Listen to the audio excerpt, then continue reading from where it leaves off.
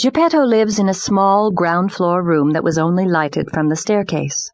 The furniture could not have been simpler: a bad chair, a poor bed, and a broken-down table. At the end of the room there was a fireplace with a lighted fire, but the fire was painted, and by the fire was a painted saucepan that was boiling cheerfully and sending out a cloud of smoke that looked exactly like real smoke. As soon as he reached home, Gepetto took his tools and set to work to cut out and model his puppet. What name shall I give him?" he said to himself. I think I will call him Pinocchio. It is a name that will bring him luck. I once knew a whole family so called. There was Pinocchio the father, Pinocchia the mother, and Pinocchi the children, and all of them did well. The richest of them was a beggar. Having found a name for his puppet, he began to work in good earnest, and he first made his hair, then his forehead, and then his eyes. The eyes being finished, imagine his astonishment when he perceived that they moved and looked fixedly at him. Gepetto, seeing himself stared at by those two wooden eyes, took it almost in bad part, and said in an angry voice, "Wicked wooden eyes! Why do you look at me?" No one answered. He then proceeded to carve the nose, but no sooner had he made it than it began to grow. And it grew, and grew, and grew, until in a few minutes it had become an immense nose that seemed as if it would never end.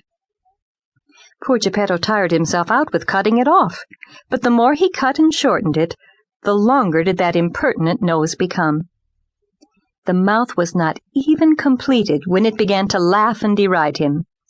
"Stop laughing," said Gepetto, provoked, but he might as well have spoken to the wall. "Stop laughing, I say," he roared in a threatening tone.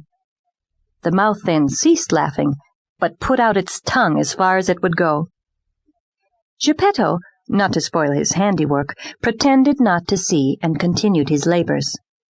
After the mouth, he fashioned the chin, then the throat, then the shoulders, the stomach, the arms, and the hands. The hands were scarcely finished when Gepetto felt his wig snatched from his head. He turned round, and what did he see? He saw his yellow wig in the puppet's hand. "Pinocchio!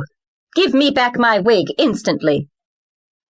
But Pinocchio, instead of returning it, put it on his own head, and was in consequence nearly smothered. Gepetto, at this insolent and derisive behavior, felt sadder and more melancholy than he had ever been before in his life, and turning to Pinocchio, he said to him, "You young rascal!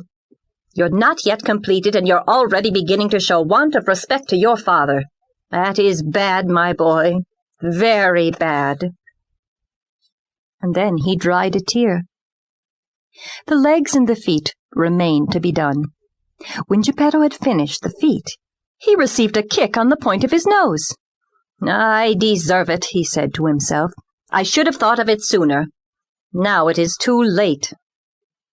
He then took the puppet under the arms and placed him on the floor to teach him to walk. Pinocchio's legs were stiff, and he could not move, but Gepetto led him by the hand and showed him how to put one foot before the other. When his legs became flexible, Pinocchio began to walk by himself and to run about the room until, having gone out of the house door, he jumped into the street and escaped. Poor Gepetto rushed after him, but was not able to overtake him, for that rascal Pinocchio leapt in front of him like a hare, and knocking his wooden feet together against the pavement, made as much clatter as 20 pairs of peasants' clogs. "Stop him! Stop him!"